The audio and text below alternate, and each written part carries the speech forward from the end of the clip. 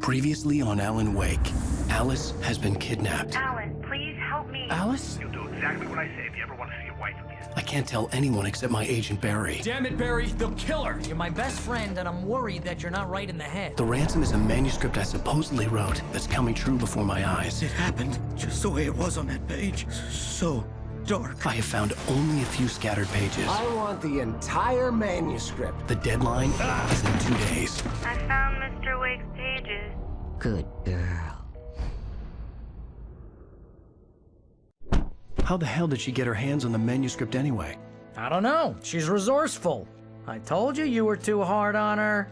Listen, I found out all sorts of interesting stuff while I was digging around. Yeah.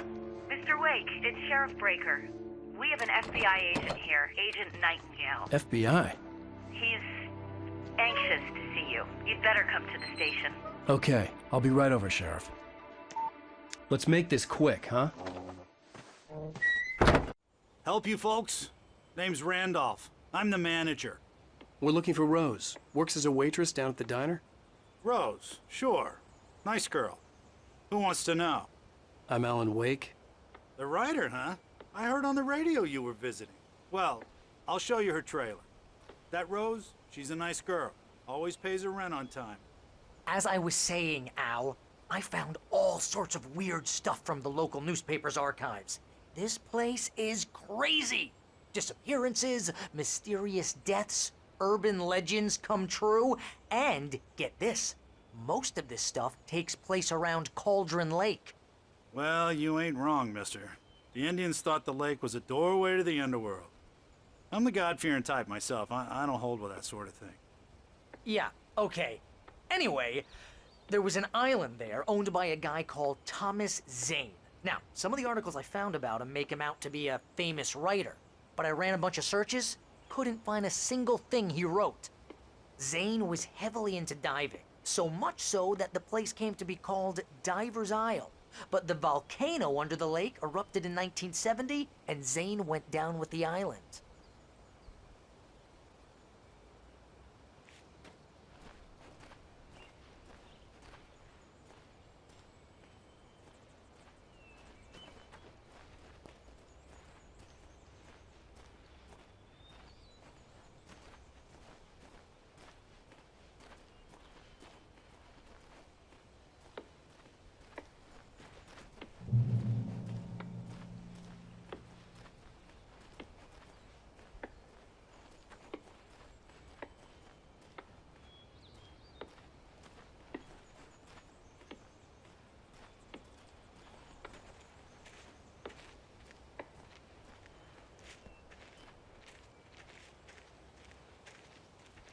Yeah, how about that? It was there in the morning, as if it had fallen from the sky. But it would take a tornado to lift something like that. We're damn lucky it didn't crush any of the trailers.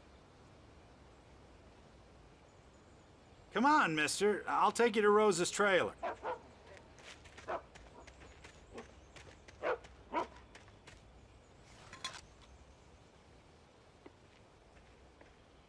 Just follow me.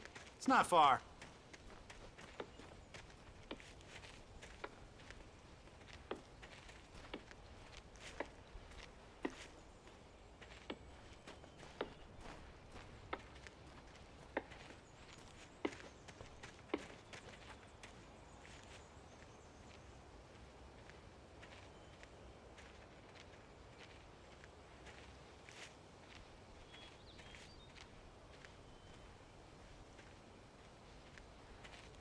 It gets better.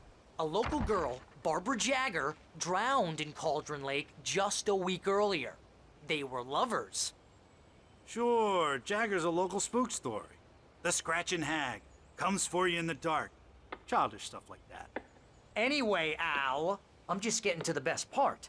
All of the articles about this stuff were written by Cynthia Weaver. I asked around, and she's that crazy bag lady you met. What, the lamp lady?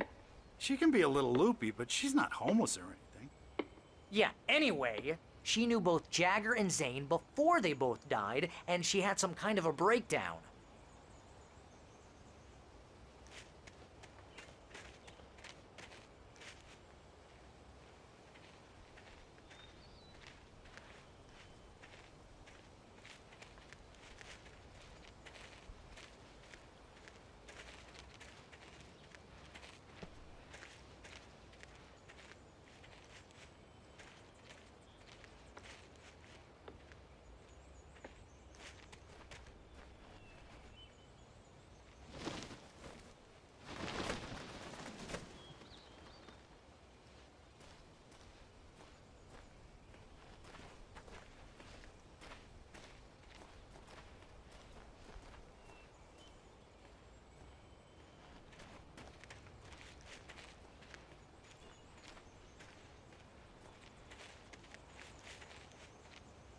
Well, mister, this here's Rose's trailer.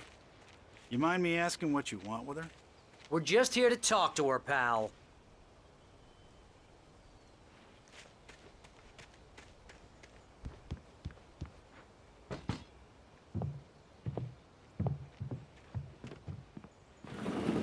Welcome to... Oh dear, Mr. Wake. I'm so glad you're here. Rose, you have my manuscript? Oh. Oh yes. Yes. Please, come in. Hey, this is really good! Rose, Yes, my manuscript. I really need it. I understand. I know what you need. A muse to inspire you. Oh, for Barry? She doesn't have anything. Yeah, hey, Al, what's... Oh... Barry! What? What?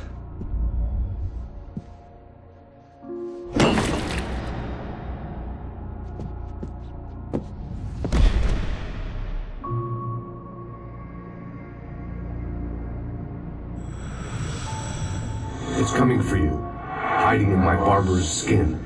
I'm too weak to stop it. You must turn the lights on.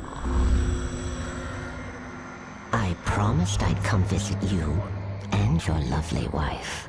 You must finish what you started. I insist. You must turn the lights on.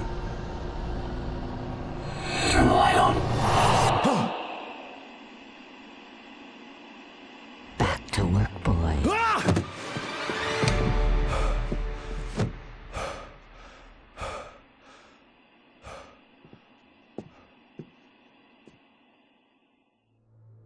I felt nauseous, hungover. Only anger kept me going. I can't tell reality from dream anymore, but it seems I have an imaginary editor to help me. She's an old woman in a funeral dress. I call her Barbara Jagger. She's very strict. I'm writing faster and faster. My manuscript is being heavily revised. The edits are getting very aggressive, and each day there's less of me and more of her. I hate it, but I know she's right. She promises me I can save Alice this way. She knows more of this than I do. About the complex incantation I'm attempting. About this place. She's worked with another writer under similar circumstances, Thomas Zane. The genre of the story seems to be shifting. It's turning into a horror story. I'm getting close. I can feel it.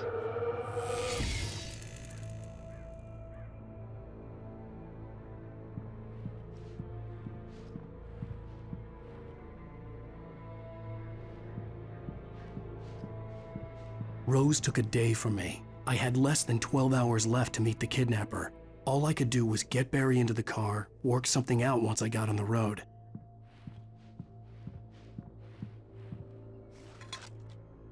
Welcome to the Oh Dear Diner. What can I get you today?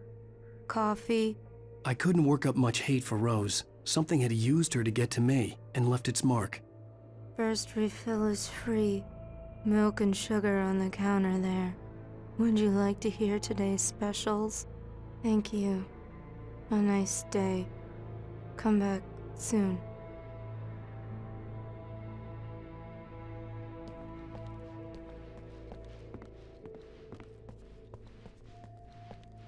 Barry was out of it. He was way too heavy to carry. You're right. I deserve more money. I'm so handsome.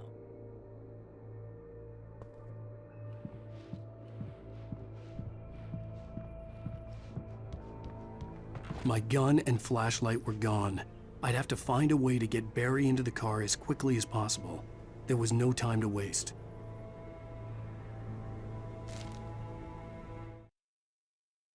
Mr. Randolph liked Rose. That little smile she had. How she was still sweet when life had tried so hard to make her bitter. It wasn't any of his business what she did in her trailer. But those strangers, the writer and his smart-ass sidekick, looked like trouble. And they'd been in there for hours, way past her normal bedtime. He reached for the phone and called the sheriff's station.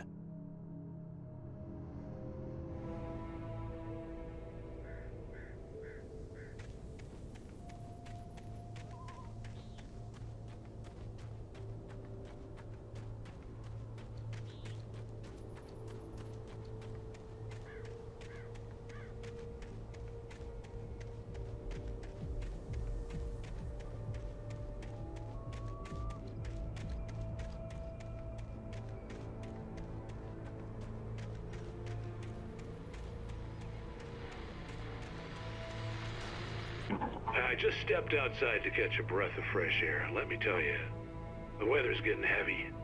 Nights like this make me especially glad I'm here talking to you and not home in bed. Once the weather takes a turn like this, I can't sleep at all. It's all tangled bed sheets and dark thoughts, punctuated by the occasional plunge into nightmare.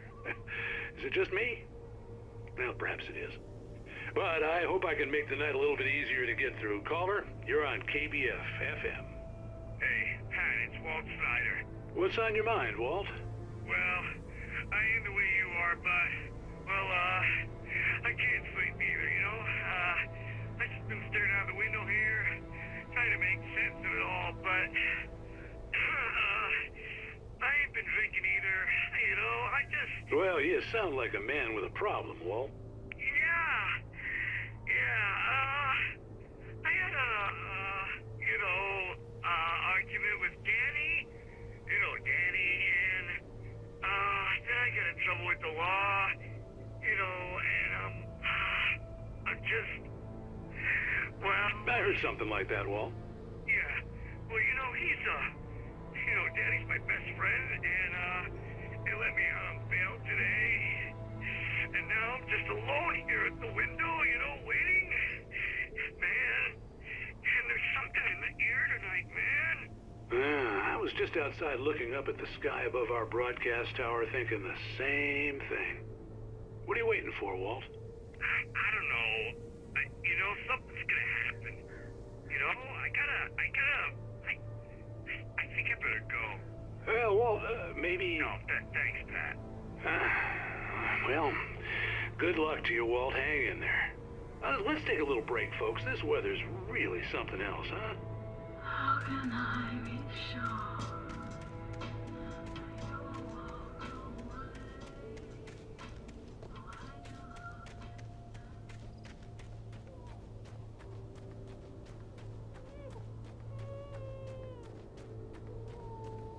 Oh, you're gonna get it now. God knows what you've done to that poor girl. This is Agent Nightingale, FBI! Get him up, Hemingway! You're under arrest! You move a muscle, I'll unload right in your goddamn face! Stay right where you are, Spillane!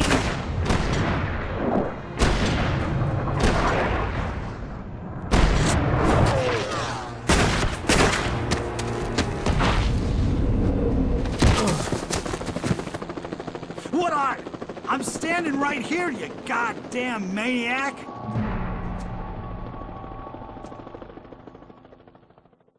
I hated to leave Barry behind, but there was no way I'd miss my appointment with the kidnapper. Give it up, Mr. Wake! Come on! Take it easy on us! Don't let him get away! Move it! I'll have your shot if you let him get away!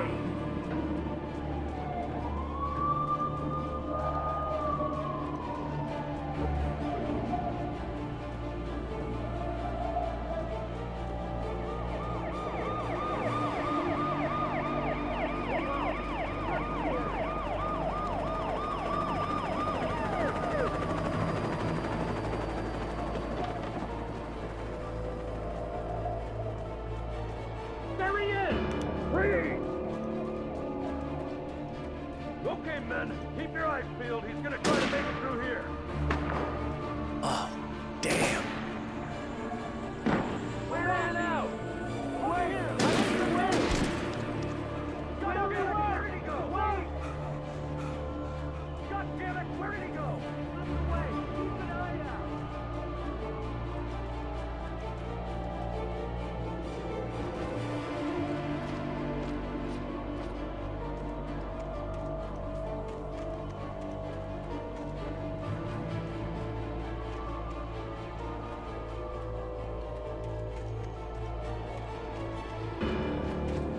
He's gone! Come on, guys! We need to head him off!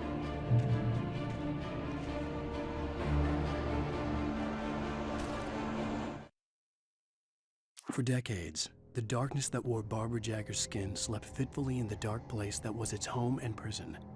It was hungry and in pain.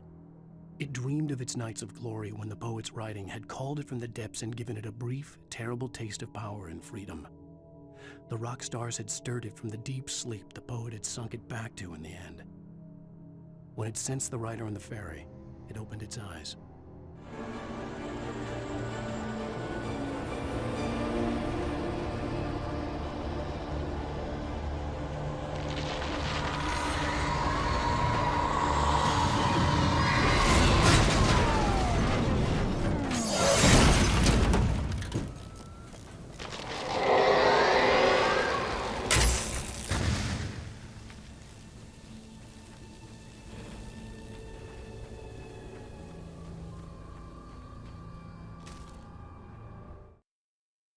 Rose didn't know how the strange old lady got in her trailer, and she looked wrong somehow.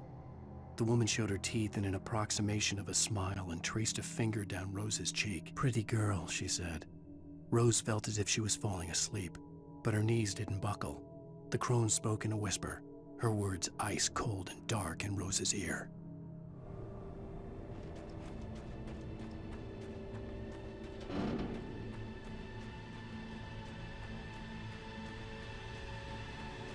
Come in, Agent Nightingale. This is Sheriff Breaker. Over. Nightingale, over. What on earth is going on? My deputies tell me you fired at Wake and he didn't have a gun. You almost hit a civilian instead. Over. Sheriff, Wake's running. I'm giving chase. I don't have time for this. Well, make the time. You can't just go shooting at people in my town. Over. I'm a federal agent pursuing a fugitive. You want to discuss my methods, Sheriff? Make an appointment. Over. You stay right where you are, Agent Nightingale. I'm on my way. Out. The suspect was last sighted running along the gorge that leads westward from the trailer park. All units are advised that the suspect may be armed. Approach with caution. James out.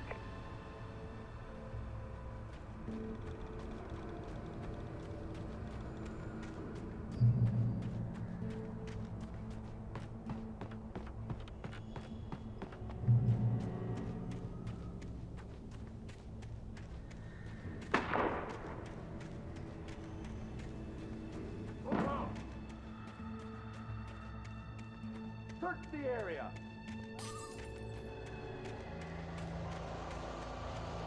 Stay sharp. This way.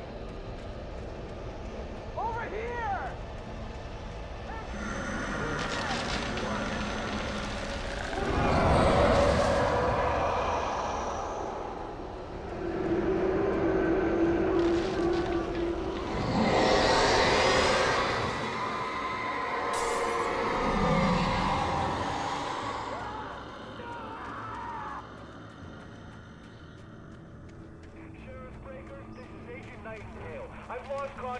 This horror was everywhere I went, circling me.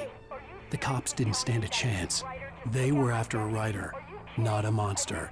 This guy, he wears a tweed jacket. Over. He's the guy we're chasing. If it's not him, who then? Bigfoot? Over. I don't know yet, but I'm not in the habit of jumping to conclusions. That tends to come back and bite you in the ass. Out.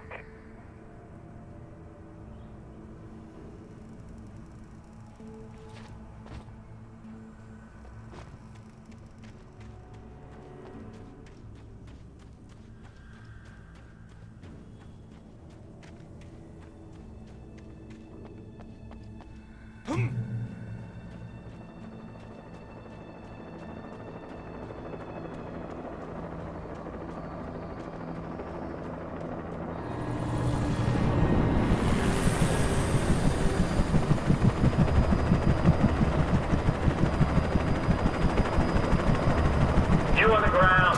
Hold it right there. There's nowhere to run. Freeze!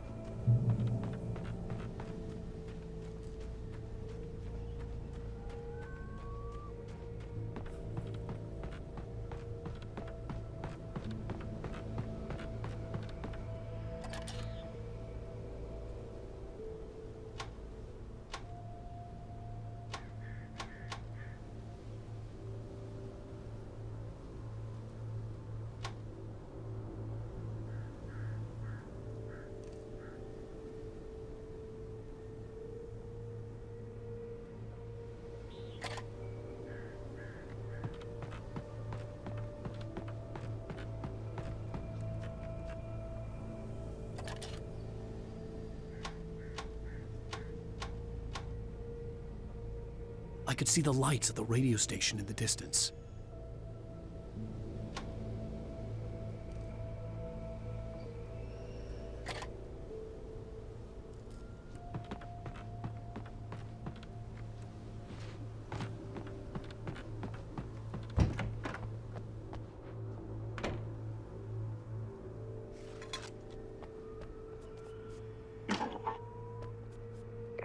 This is James. Mulligan, Thornton, come in. Over. Thornton here. James, we got both Wheeler and Rose in custody. They didn't put up a fight or anything. Why, they were... Hey, Mulligan, what are you doing? Come on. Sit down and give me that.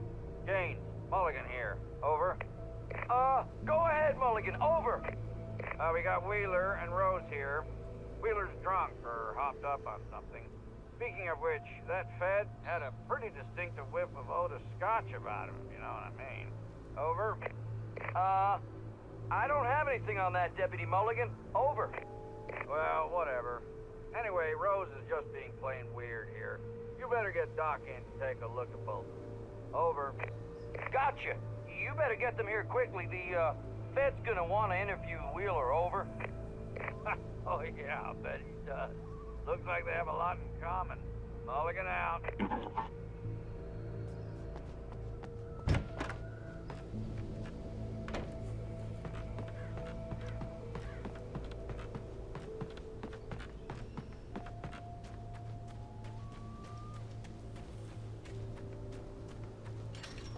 I imagined that the broadcast tower in the distance was part of the local radio station. Maine seemed like a decent guy. Perhaps he could give me directions to the coal mine.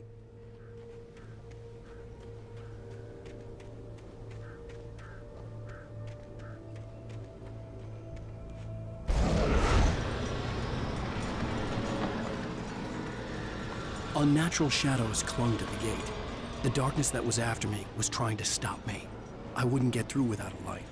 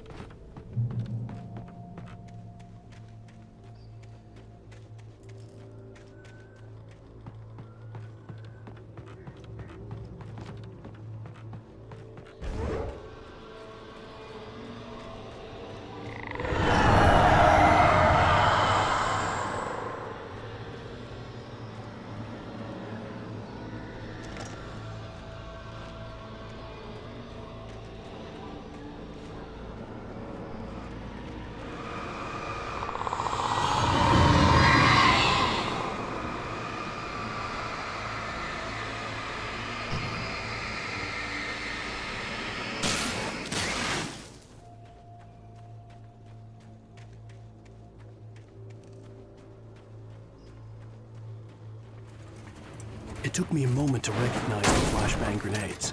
They were an ideal weapon for my situation. Team 1, come in. Over. Team 1, this is Sheriff Breaker. Report. Over. Team 2, come in. I need a report. Over. Come on, guys. Talk to me. Come in, please. Over.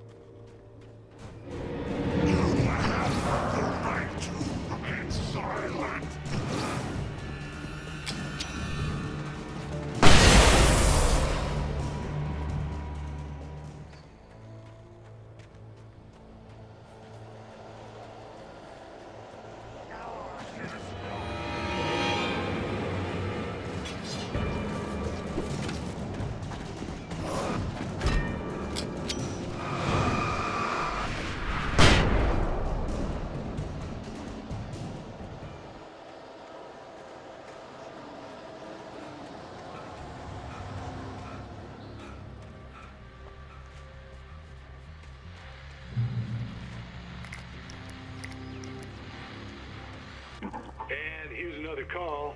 You're on KBFFM with Pat Maine. It's Milt Peabody, Pat. What's on your mind, Milt? Well, I live near the trailer park, Pat, and there's a big ruckus going on over there. Well, that's just up the road from me, too. What's going on, do you know? I don't know, but there's a bunch of police cars there, lots of sirens, a helicopter buzzing around, and I think I heard some gunshots. Gunshots? Yes, sir, like from a pistol. So can you find out what's going on? Because it's just next door and they're popping off guns there. They're still shooting? No, it was maybe 10-15 minutes ago. It sounds serious, Pat. I'm telling you, it don't sound like no party. Well, I'm certainly going to give the station a call, Milt. Okay. You'll hear it here as soon as I hear from them. Okay, thanks.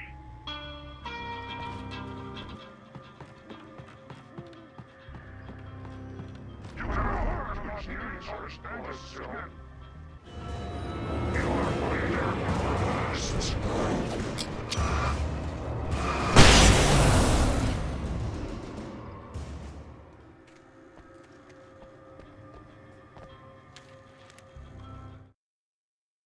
Touched by the dark presence, Rose was lost in a dreamland where everything was drawn in black and gray crayons. The old lady had promised her that all her wishes would come true. She would be Alan Wake's muse. She was smiling so hard it hurt her face. She crushed a bottle full of sleeping pills into the coffee. Deep down inside, she was screaming in terror.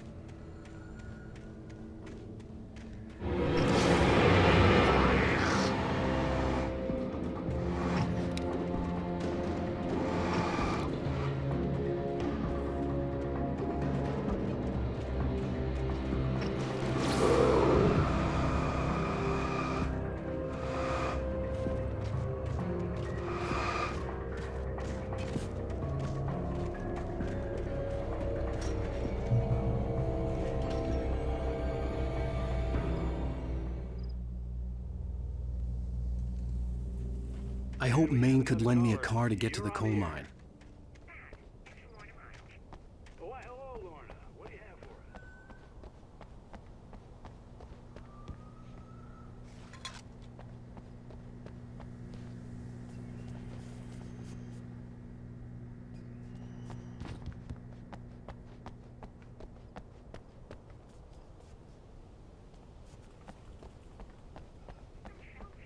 I'm sorry, but my granddaddy settled in Bright Falls in 1911. Well, thank you very much for that compassionate viewpoint, Lorna.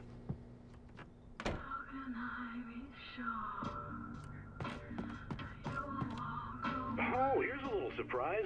The famous writer Alan Wake just walked in. Folks, I'm going to see if I can talk him into an interview.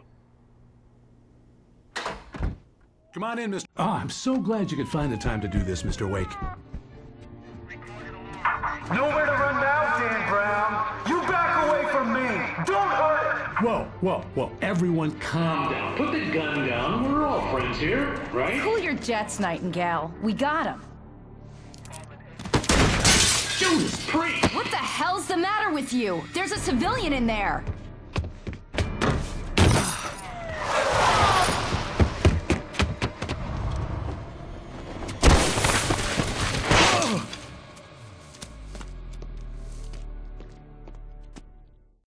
I'll get you yet, even if it kills me. You hear me?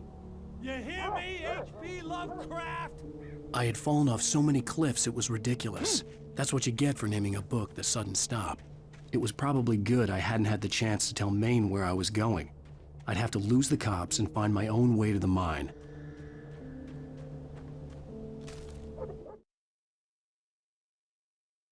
Nightingale stared through the broken studio window into the dark woods. He turned around, started to walk out, but Maine grabbed his arm. "Young man, you almost shot me. You don't shoot off rounds at people like that. What's the matter with you?" Nightingale shook his arm free, marched out. His cheeks burned with rage and humiliation.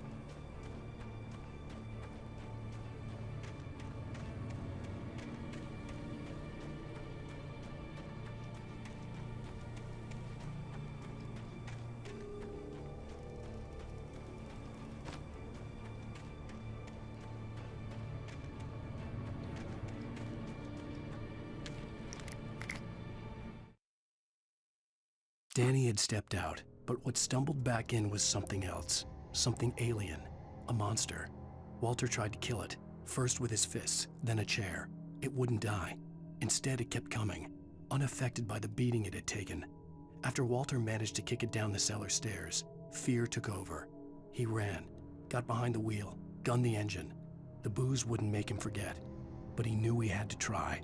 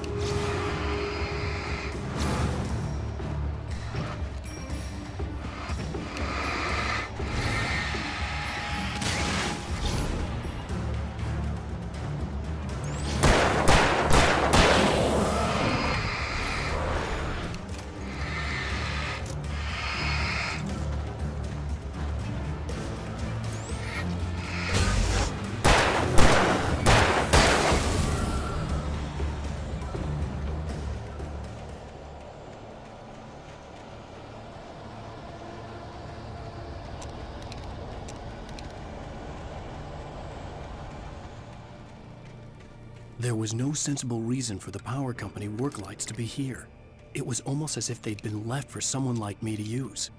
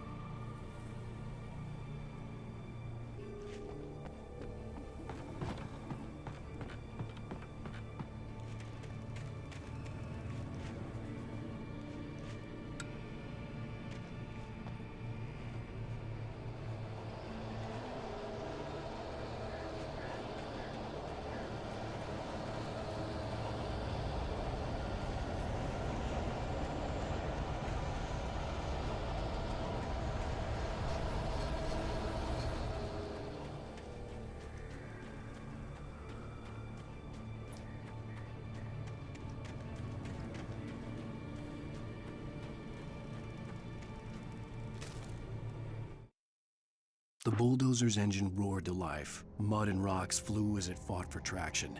It crashed through the concrete wall and landed heavily in the yard. If it were an animal, it would have shaken its head after the impact, fixed its eyes on me, and charged. Of course, it had no head, nor eyes. Shadows crawled on its form, twisting it into a monster. Then, it came for me.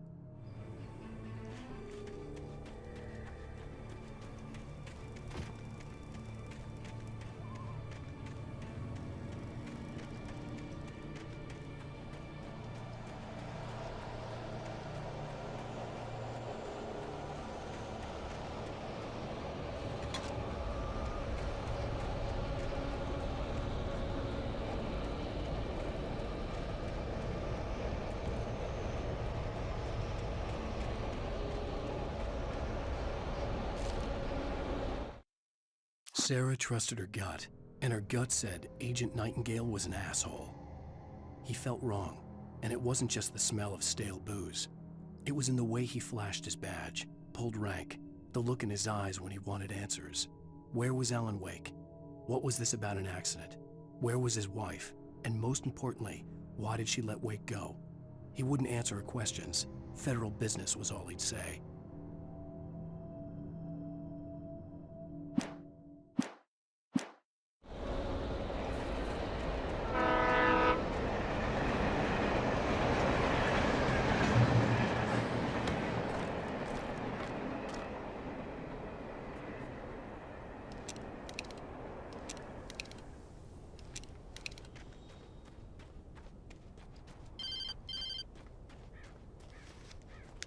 Hello?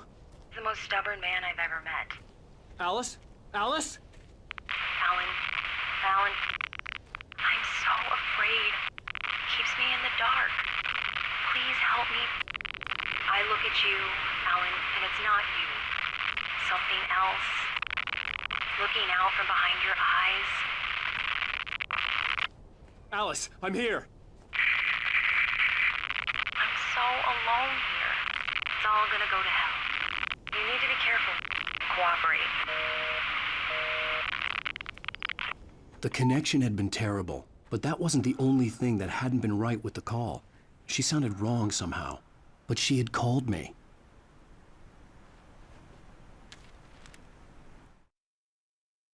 The pipe wrenched itself loose from the bridge's steel framework.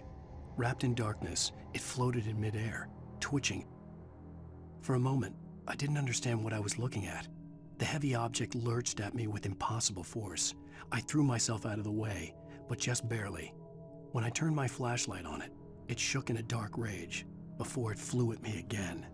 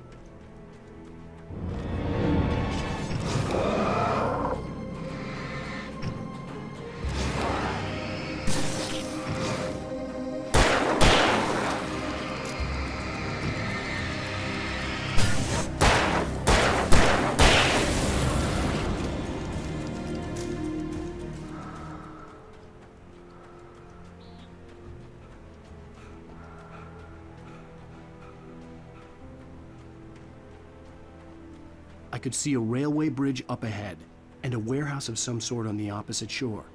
I hoped I could find a car from there.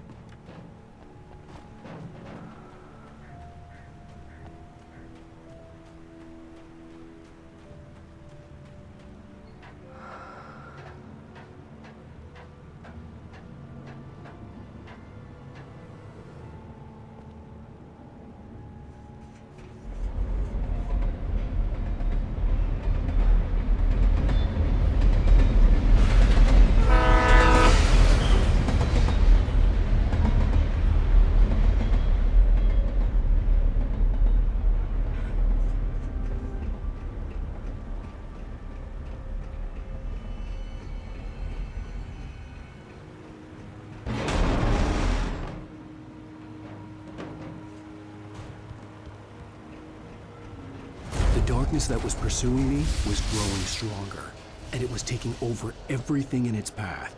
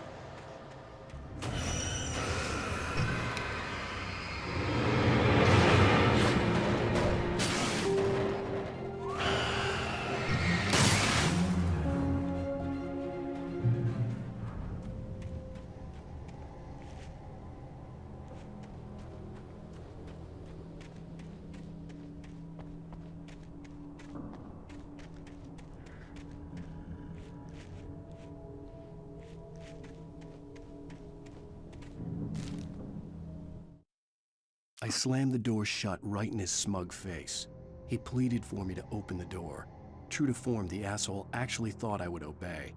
I had no sympathy left, no guilt either, not for him. I took a moment to savor the scream. I bet I had a smile on my face. It was all that I had time for. The dark presence was inside the lodge with me.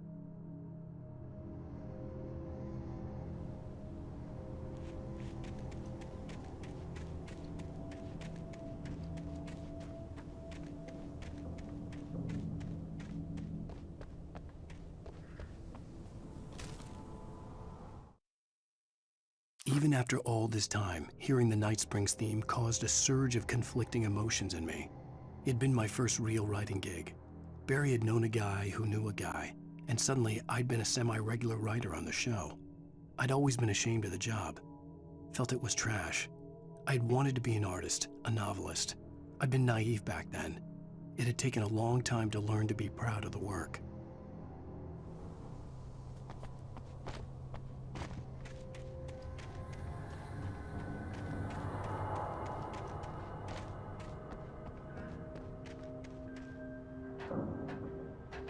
As a teenager, just starting to get interested in writing, Stephen King had been a source of inspiration to me. I thought about all the inanimate objects that had come to life in his books. No one is safe in a good horror story, certainly not the protagonist. That's what makes them fun. This was anything but. The darkness could possess anything, and it was getting closer.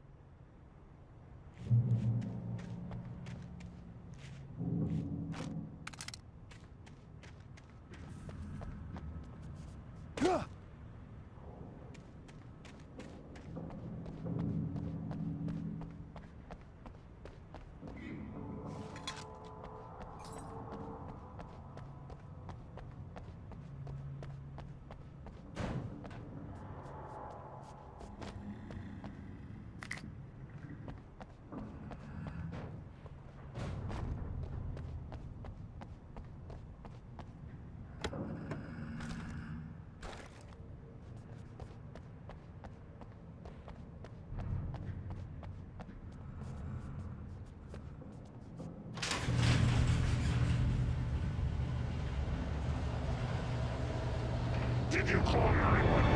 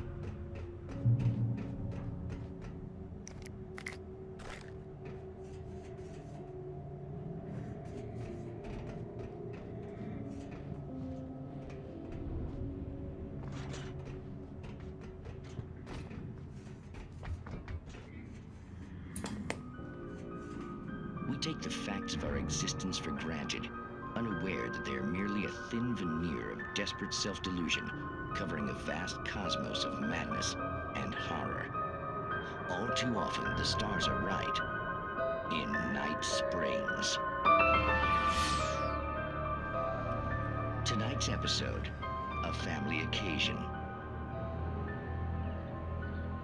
Journalist Alvin Derleth's trip to study the local customs of an insular community in Night Springs has been less than successful.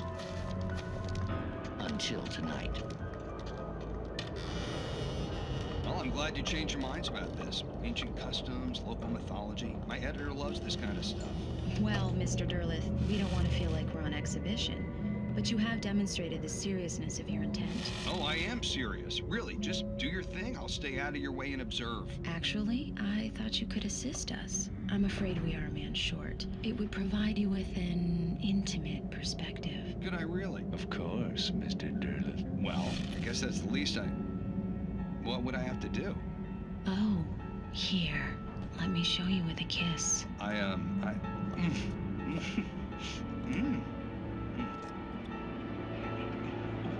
What did you...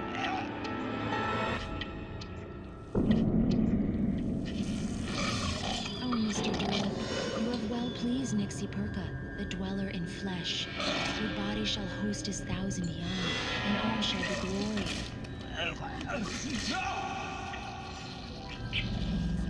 Shh, darling, be calm. Shh. Alvin Derleth learned a harsh lesson. If you go looking for mythology, it may come looking for you. And such quests always bear fruit. In Night Springs.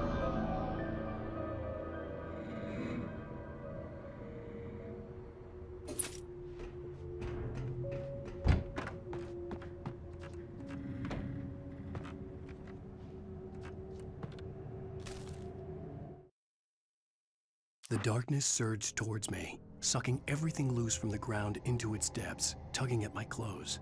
I saw the flare the kidnapper had dropped and threw myself towards it just as I felt my feet leave the ground. The darkness embraced me with the force of a tornado. Somehow I managed to light the flare. The darkness roared and cast me away. I fell toward the dark waters of the lake far below.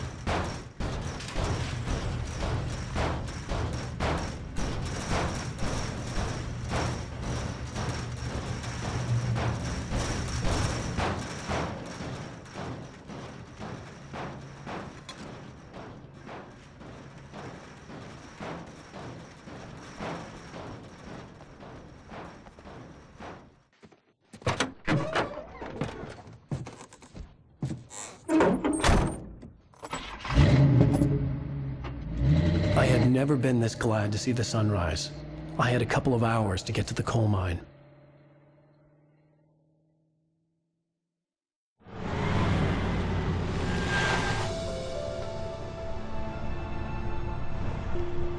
The coal mine wasn't far now.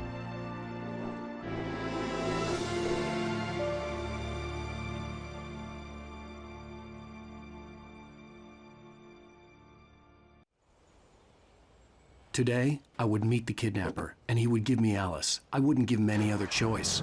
A drowning man will clutch at a straw, little by little, without realizing it. I'd come to believe that the story in the manuscript was coming true.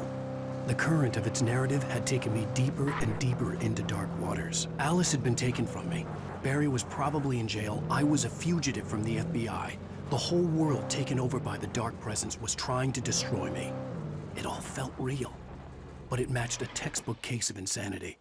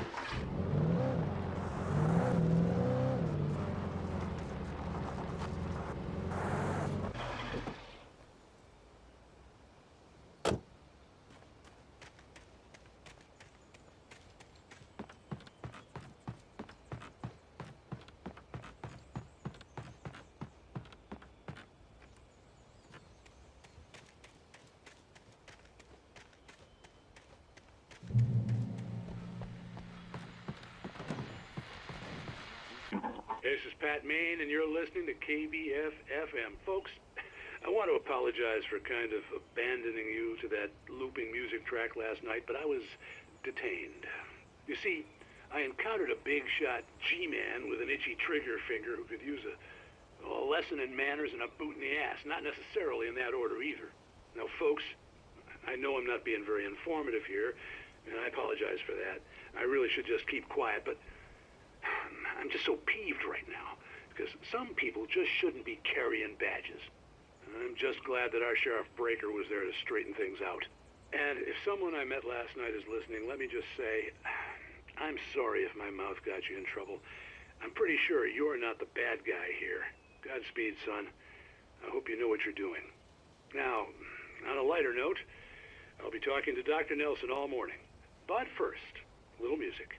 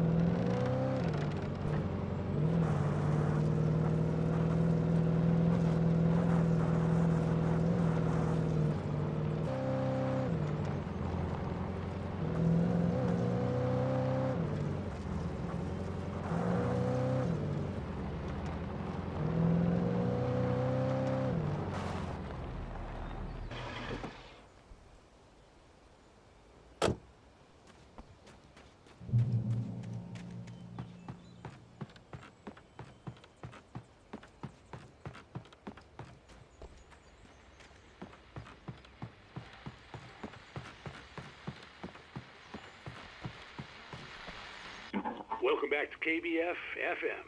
Hope you enjoyed that tune. Now, Doc, you were talking about life and finding that special someone, that soulmate. Well, you were talking about that. I was saying I don't buy it. Well, see, to me that's strange because I always pegged you as a hopeless romantic. You got me there, Pat. But I think love's where you look for it. And you need to do a lot of looking, sure. But the idea that there's that one special person out there for you, and if you miss that chance, it's gone forever and you're forever incomplete. I mean, isn't that depressing? Or, heck, childish even? There's plenty of fish in the sea. And apparently a fisherman has a fishing analogy for everything, but what you're saying, isn't that a little harsh? Well, no. What I am saying is that your potential for finding that connection isn't limited to what's essentially a chance encounter. How is that harsh? Yeah, well, I guess that's a nice thought, but let me say something personal here. Okay. Now, well, I don't disagree with you exactly, but I can't really fit that together with what I feel, what I felt for someone, because she was the one. She was. And I let her drift away from me. Maybe I didn't put in the work, I don't know, but, well, since then, and it was a long time ago, but since then there hasn't been anyone, not like her. And I'm not saying I dwell on her or haven't moved on. I like my life. I'm not living in the past, but I do miss the way she completed me. You can't argue with the heart, Pat. I'm sorry, folks. I had kind of a scary experience last night, and let's just say it's shaken a few things loose.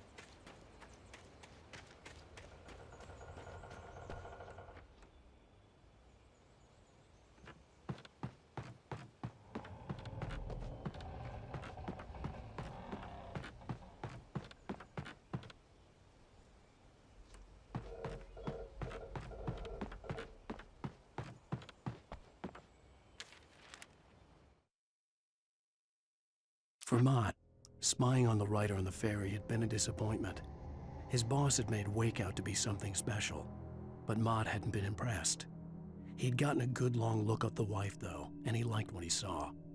Mott had fantasized about goading Wake into a fight, but it hadn't happened. Still, he'd get his chance to see if the writer had anything in him. He'd been promised as much.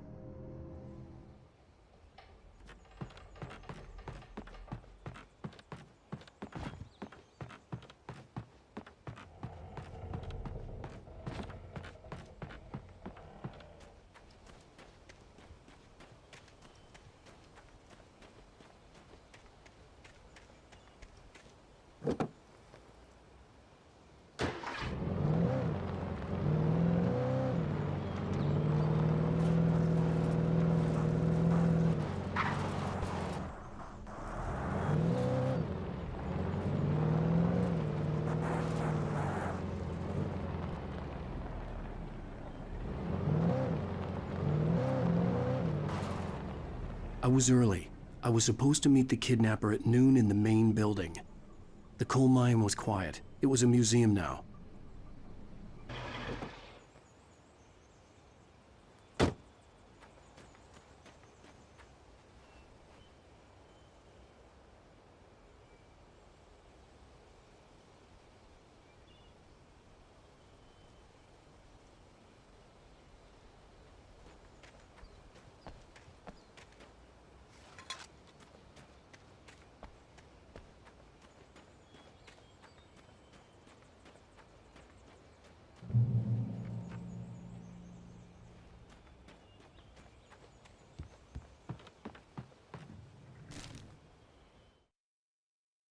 With Nightingale gone and the night wind blowing in through the broken studio window, Maine stared at Sarah.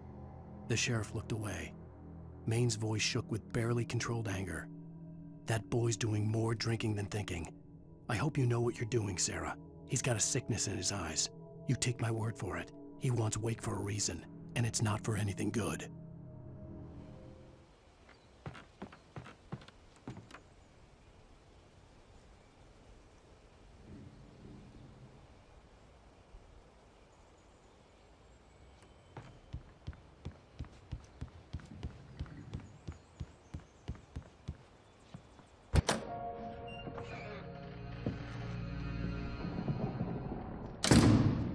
I didn't want to go outside.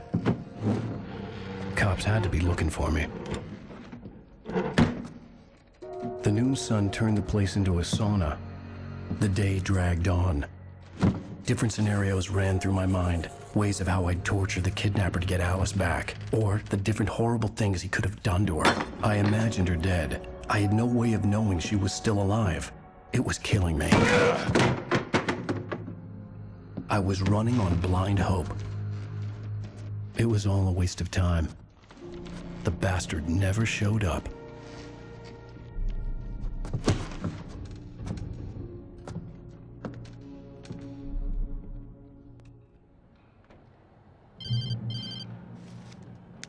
Wait. Where the hell are you? Change of plans. You know where Mirror Peak is?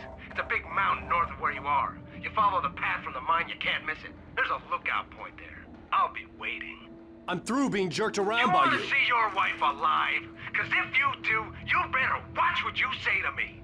Do we understand each other? I want to talk to Alice. Yeah, and I want the manuscript. Don't keep me waiting, Wake. Hello? Hello! Ah! I'm gonna kill him! I had to get to Mirror Peak.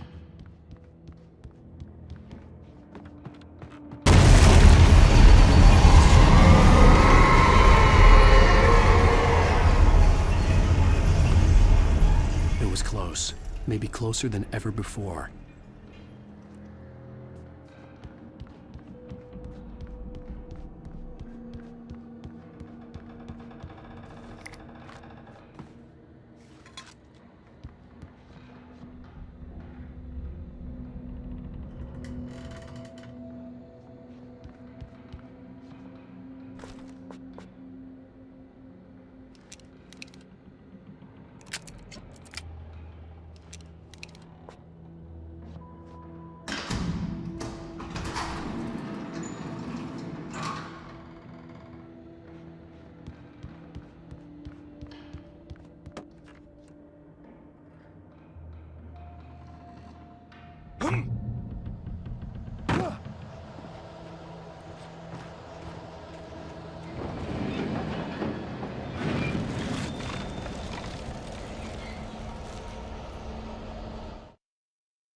When Thomas Zane fell for Barbara Jagger, it happened fast. She was young, vibrant, and beautiful, full of life.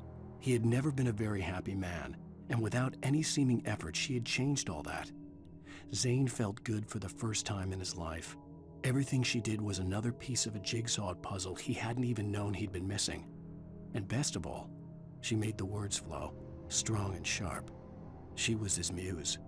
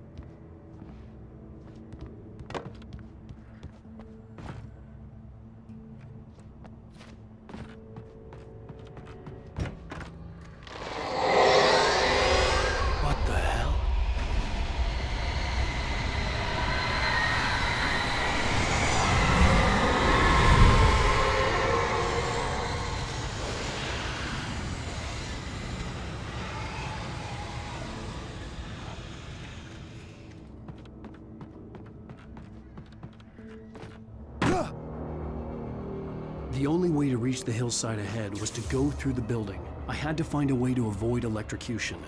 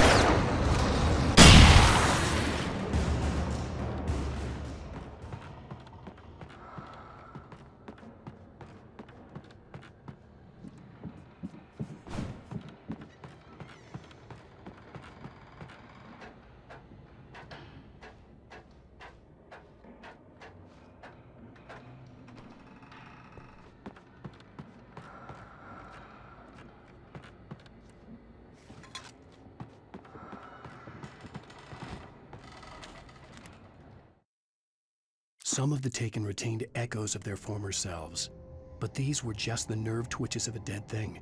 Nothing remained but a shell covered and filled with darkness. In most cases, these puppets were enough for the purposes of the dark presence. But for anything more elaborate, as with the writer, it was different. It needed his mind.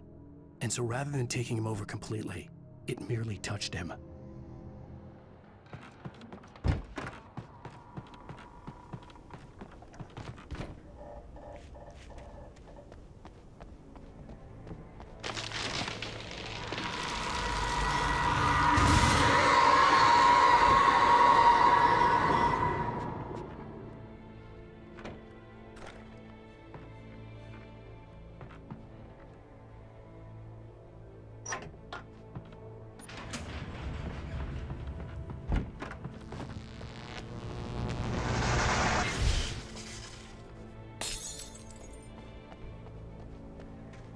There was no way the flashbang grenades were standard power company equipment.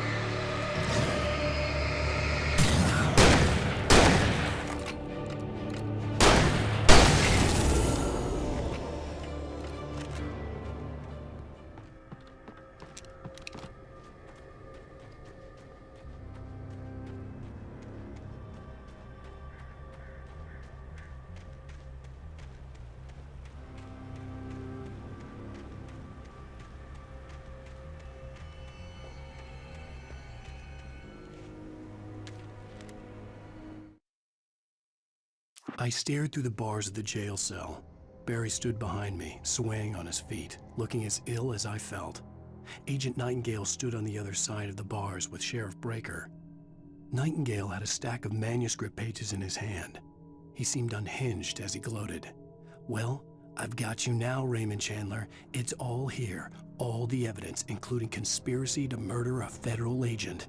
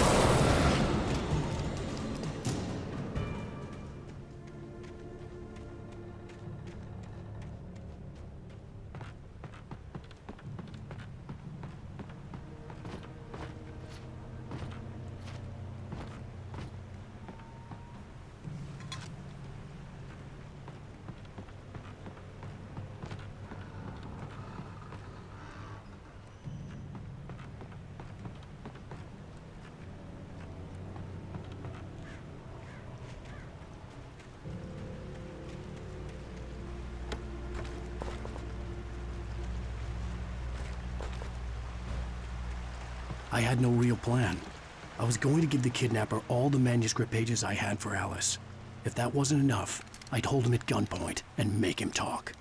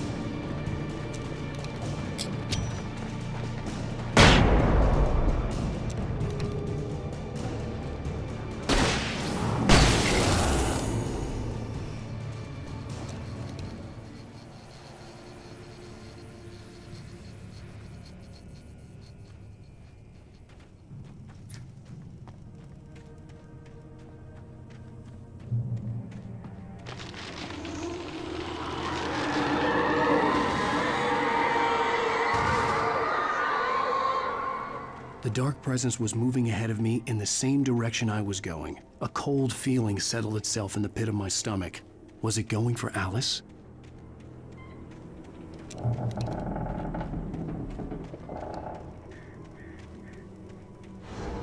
The graveyard shift may cause cancer.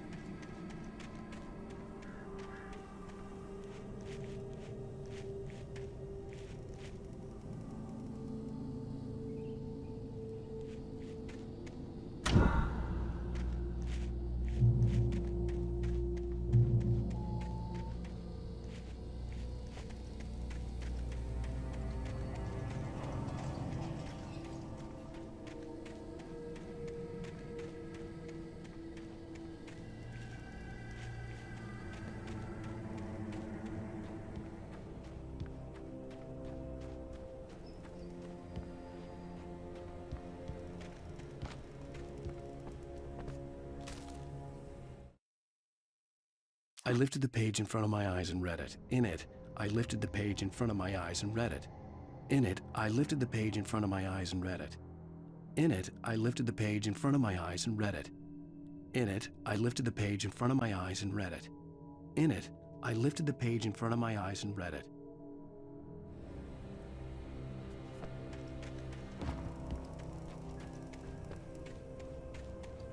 The place was dead, a ghost town. Had been for decades, maybe a century.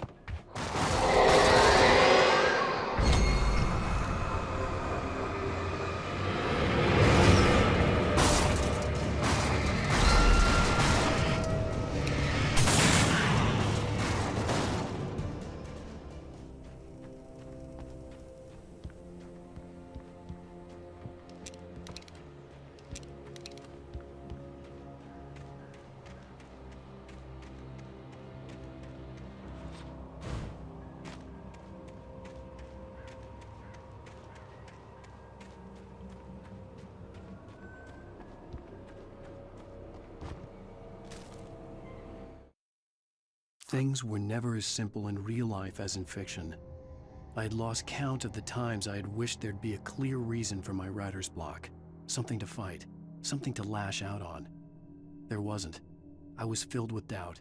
I was nothing like the hero in my books. Alex Casey had gone through his life with single-minded determination, never wavering from his goal. Even now, I was angry at myself, angry at Alice, angry at Barry. I was fumbling and I had no plan.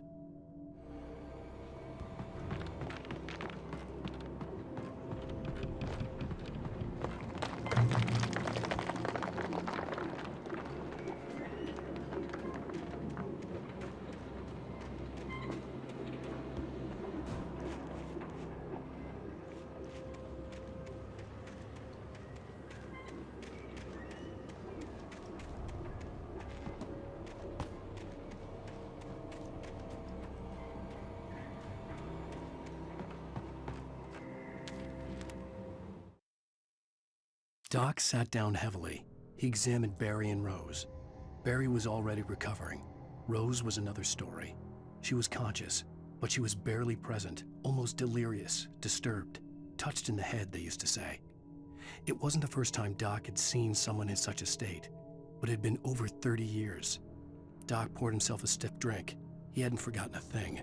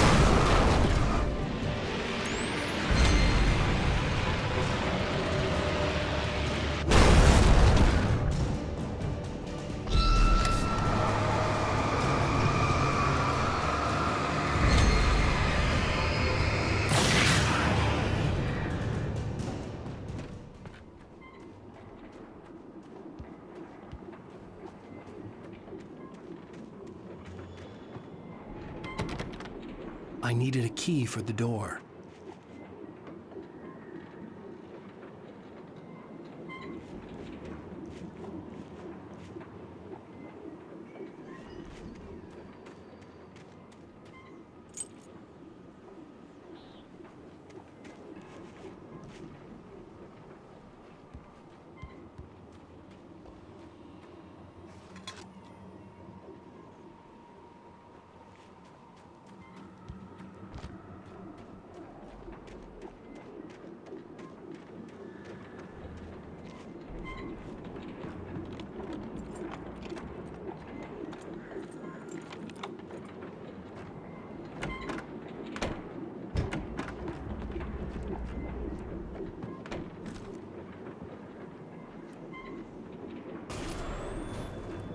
Anything outside of writing is a struggle.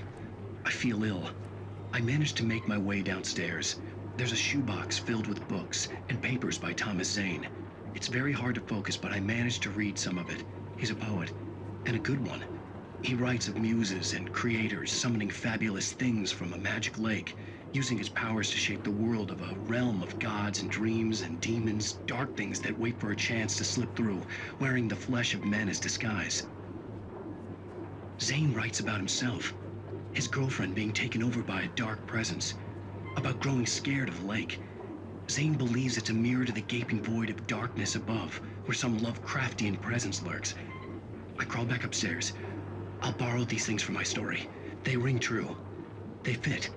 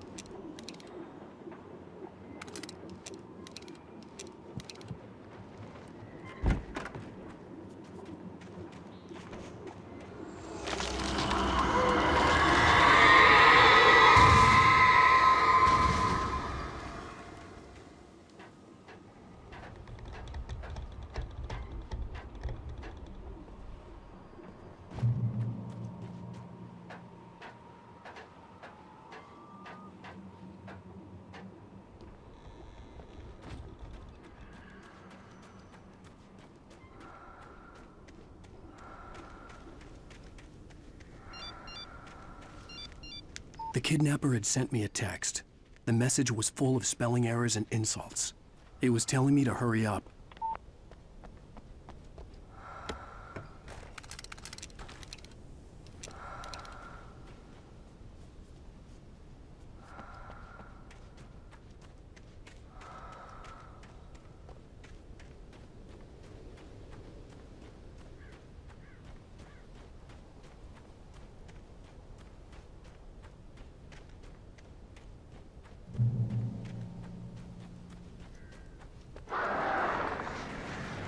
Birds.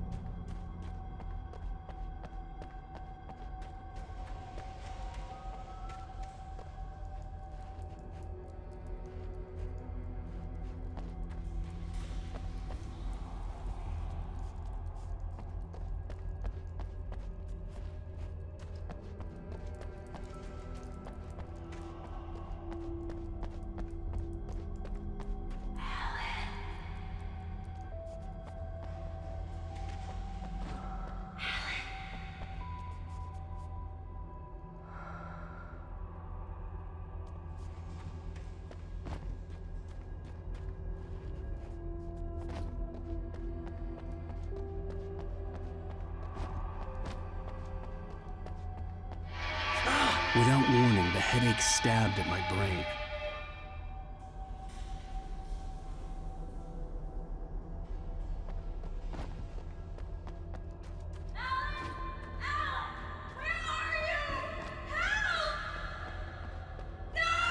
Alice? Alice?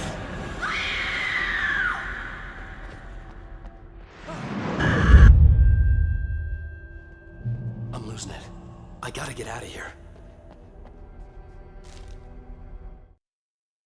The hunters were big, thick-set men, confident and at home in the woods. They were feeling good, running on beer, ghost stories, and camaraderie late into the night. It did them no good, as they were taken by the dark presence, sucked deep into a darkness far worse than any ghost story they ever told or heard.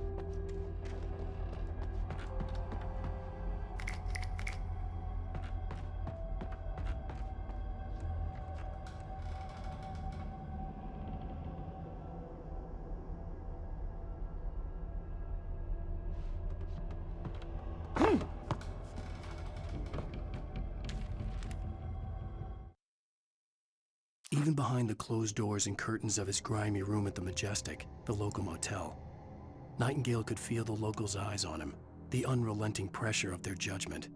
He forced it out of his mind. For all he knew, they could all be under Wake's spell already.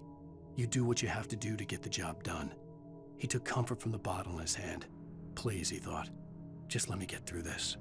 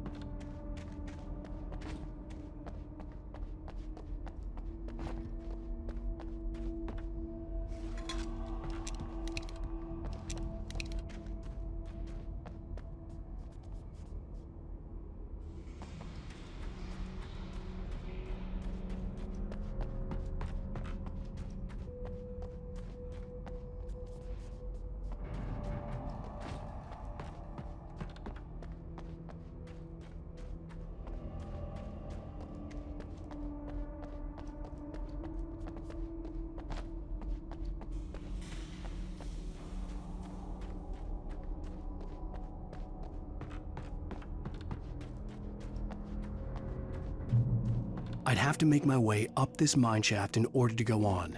Maybe the machinery could help me with that.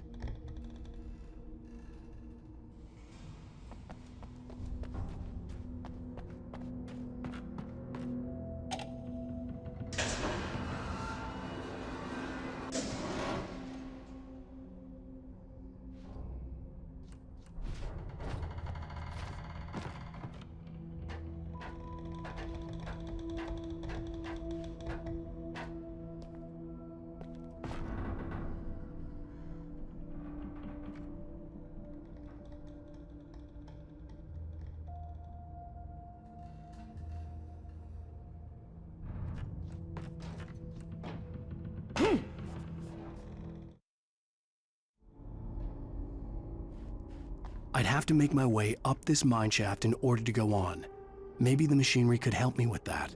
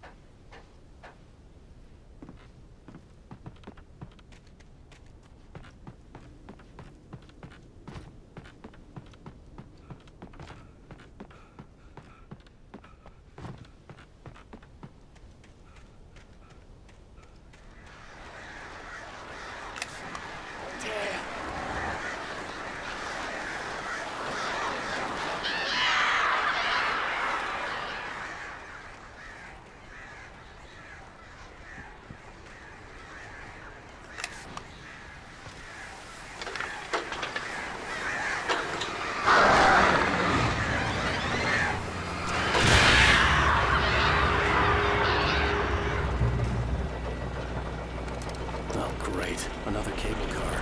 Just great.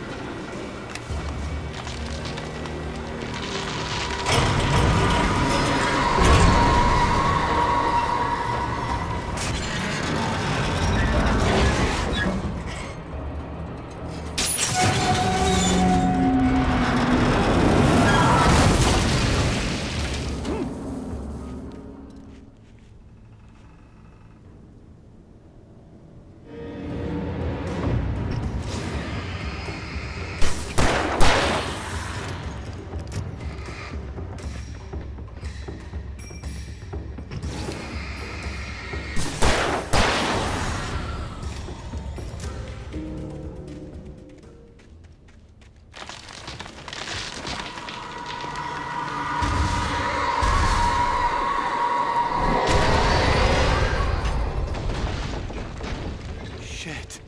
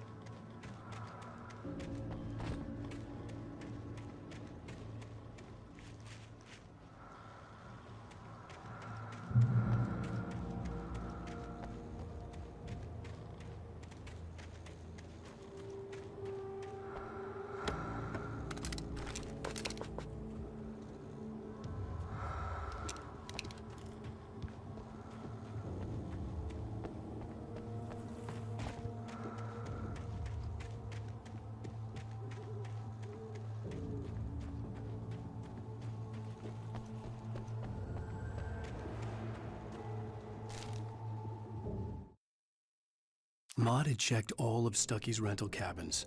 There had been no sign of the Wakes. It was dark when he'd found their car parked at the end of the road by Cauldron Lake. It made no sense. They must have taken a wrong turn, but there was no sign of them, and the car had been there for hours already.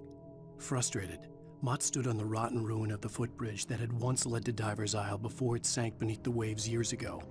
The boss wouldn't be happy.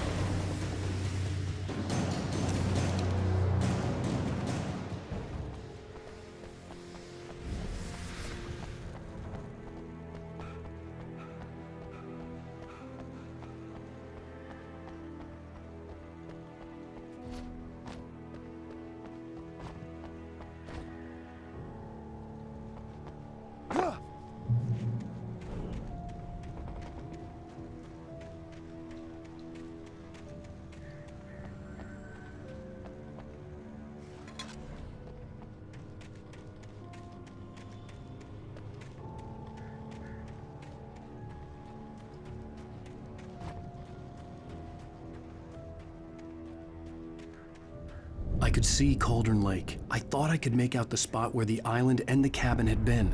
There was a light near it. It had to be a boat.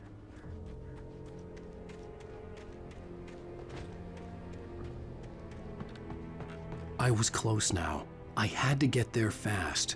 I dreaded what I would find. I tried to hold on to Alice, but her form melted away. I was losing control. Dr. Hartman stood in her place. I wanted to hit him, but my arms were jelly. He smiled. It was a reassuring smile, and I hated him for it. I had to give you a sedative. Don't fight it. You went through another rough period. Right now, it's very important that you stay calm. We don't want you to have another episode. You're a patient at my clinic. Have been for a while now.